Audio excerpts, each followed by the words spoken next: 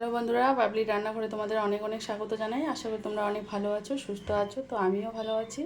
আজকে আর একটা recipe share করব। ভিডিওটা শুরু থেকে শেষ অবধি দেখার অনুরোধ করলো। আজকে নেনুয়ার একটা রেসিপি শেয়ার করব। নেনুয়াগুলো কেটে নিয়েছি। এখানে 1 কেজি মতো নেনুয়া আছে। আর এখানে ডিম নিয়েছি 2টো। আর এখানে পেঁয়াজ কুচি নিয়েছি, শুকনো লঙ্কা কুচি নিয়েছি, আর এটা রসুন কুচি নিয়েছি। কড়াই বসিয়ে দিয়েছি, কড়াইটা গরম হয়ে গেছে। সর্ষের তেল দিয়ে দিচ্ছি।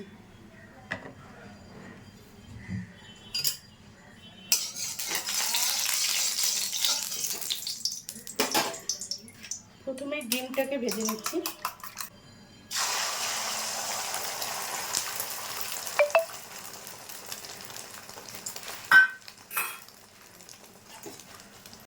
ডিমটাকে আমি এভাবে ভেজে নিলাম। ডিমটাকে ভেজে নিয়েছি, এবার তুলে নেব। ডিমটা হয়ে গেছে। ডিমটাকে তুলে নিয়ে একটু তেল দিয়ে দিয়েছি। এখানে পেঁয়াজটা দিয়ে দেবো, শুকনো লঙ্কা কুচিটাও দিয়ে দিচ্ছি, রসুন কুচিটা দিয়ে দিলাম।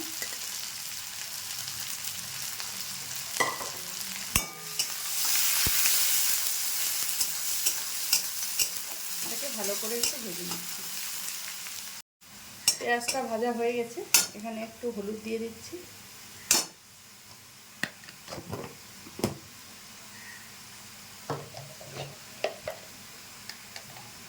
একটু জিরে গুঁড়ো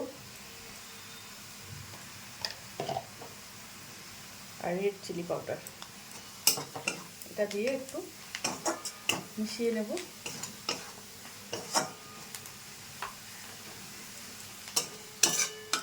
এবারে আমি নেনুয়াটা দিয়ে দিচ্ছি।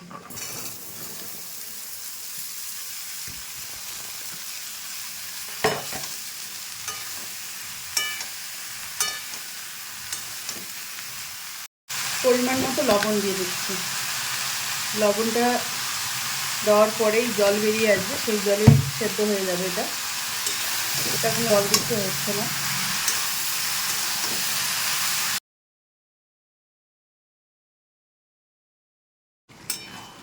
দেখুন বন্ধুরা, কতটা জল বেরিয়ে গেছে। অনেকটা জল বেরায়, এই জলেই সেদ্ধ হয়ে যাবে।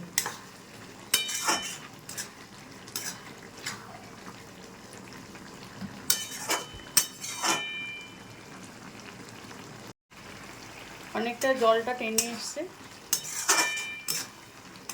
এবারে আমি এই ডিমটা দিয়ে দিচ্ছি।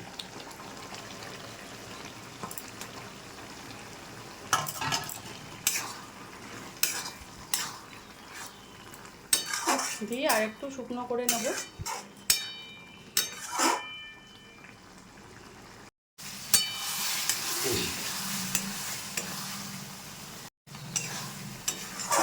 জলটা একদমই টেনে এসছে। এবার আমি একটু গরম মশলা গুঁড়ো দিয়ে দিচ্ছি হালকা করে, দিয়ে এটাকে নামিয়ে নেব।